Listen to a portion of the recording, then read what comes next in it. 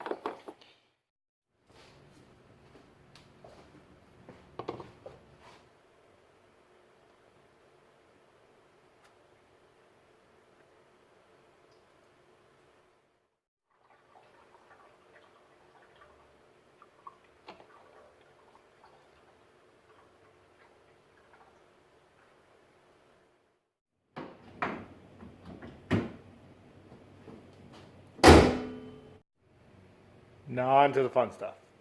So, chassis saver it is. Alright, so I got everything prepped and ready to go. I didn't need anything. I just had to scuff a couple areas with Scotch-Brite to make sure the paint really goes on there and sticks. I'm wearing my gloves this time. I'm sure it'll trickle down my gloves and still hit my arms anyways. So I'm sure that'll be a thing. Got my chassis saver right here.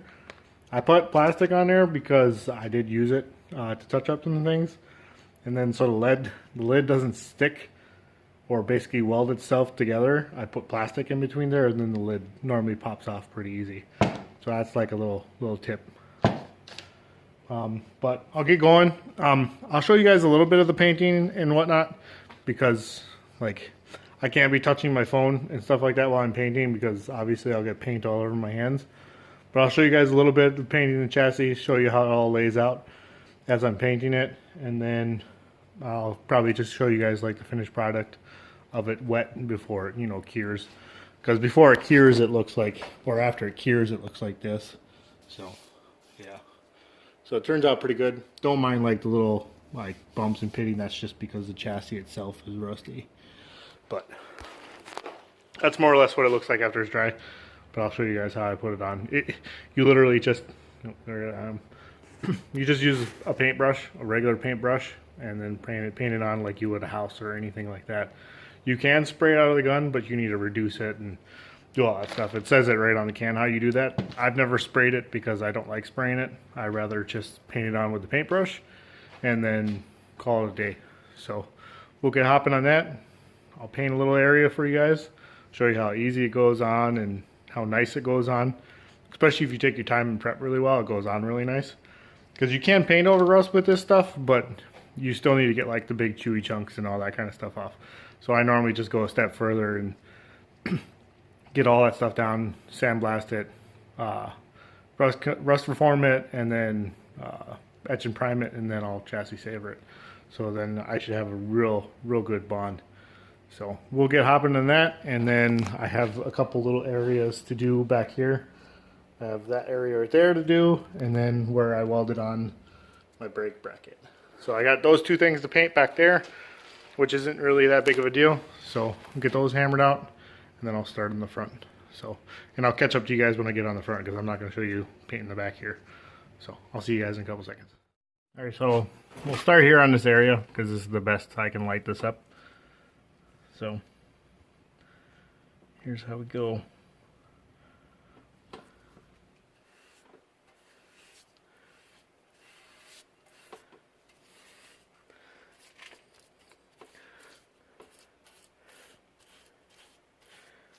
Sorry if my camera angles are a little poopy, but that's just the name of the game because I'm not used to doing this kind of stuff yet. I'm still used to just kind of working and not really paying attention to what I'm looking at. Plus, if I ever get like a nice little head mount for like a GoPro or something like that, it'll be a little bit easier. But yeah, you just, like I said before, just painting the house.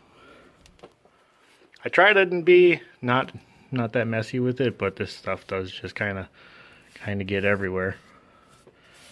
That's just kind of the nature of it. And it's, I guess it's like a magnetic paint. So that's another reason, I guess, probably why it lays so flat after it starts drying.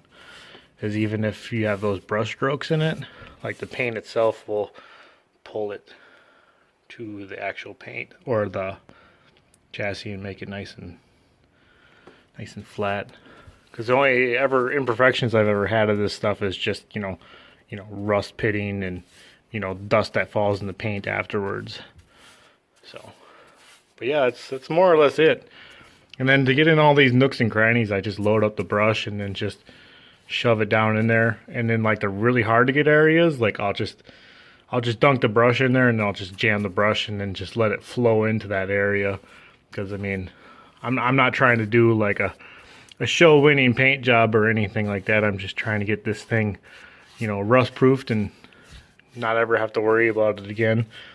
I mean, I say not ever have to worry about it again, but I'm sure I'll have to come back and touch areas up every now and then and whatnot. But, you know, getting the bulk of the rust off to where I don't have to worry about it ever is pretty good.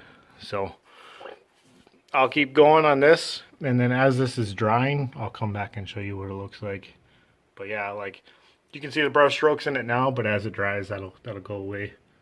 Like you'll still see them like a little bit, but you won't really hardly notice. And it's on a chassis, so you're not going to see any of this crap anyways. So it's, I mean, I would never paint the outside of a vehicle with this stuff either. Plus, it's not UV protected anyways, so you would have to clear coat it and whatnot if you were ever going to paint it to where the sun's going to hit it. But that's more or less it.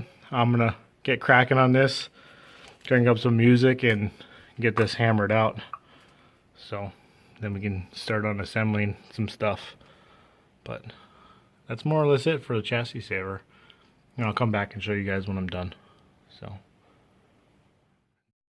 alright, so there you go. She's all done. Just got to give her, I think it said 2 to 6 hours to dry before doing a second coat. We'll see if I do a second coat. I might. I didn't do a second coat for the back, but I might do a second coat for the front just because the front gets beat up a little bit more than the back. But we'll see. So we'll see if I do a second coat for the front there. I mean, it's pretty good with just one coat. And like I said before, I'll have to go back and do it again when I pull the engine out to turbo it and all that kind of stuff. Well, I'm not going to pull it out to turbo it. I'm going to turbo it in there and then after I drive for a little bit, I'm gonna probably pull that motor, put forged internals in, and all that kind of good stuff to make it all bulletproof. But that's neither here nor there. Yeah, the chassis pretty much almost done. I'll still have to do the center section in between, where the bed and the firewall is, because I haven't done any of that. I did behind the gas tank where that is, just because like I don't want to drop the gas tank to do that again. So I pretty much just got to do the center, the rails, and some other stuff. And then like I said before, once I pull the engine, I can I'll do the rest of that really good. And then the chassis should be, really, really good to go for the next, how many years. So, but that's how easy it is to use Chassis Saver. I mean, there's really not much more to it than that. It's real durable from when I've used it. I mean, I live in Wisconsin and I've had daily drivers with it on there, and it's, held up with, it's better than that rattle can rubberized bull crap. So you have to do that every year. Whereas like this stuff, if you prep it really good and get the big chunks off and do what you're supposed to do, like it'll last a good while. I mean, I haven't driven. I mean, last day the driver I had was that green Dakota out there. I chassis savered that, and that lasted, a couple years before it started doing anything, and I didn't prep that one that good. So I'm prepping this one real good, and it's not going to see winter. I imagine this stuff's going to last forever. And even if it doesn't, I'll just go back and spot fix it and whatnot. But that should be it for painting chassis and whatnot for the Ram. I'm sure I'm going to do that again for like my black Dakota, because I'm actually going to start on my black 2001 Dakota RT after this. So that'll be my next build series, I guess you could call. I'm more or less going to kind of do the same stuff I'm doing to the Ram, except for I'm not going to film much of it because it's, repetitive stuff and I've already done it. But I mean, when I do like any sort of modifications or anything like that, I'll go over that with the Dakota. But for now, next video will be assembly of the front end, and then it's all little wrap up stuff for the Ram.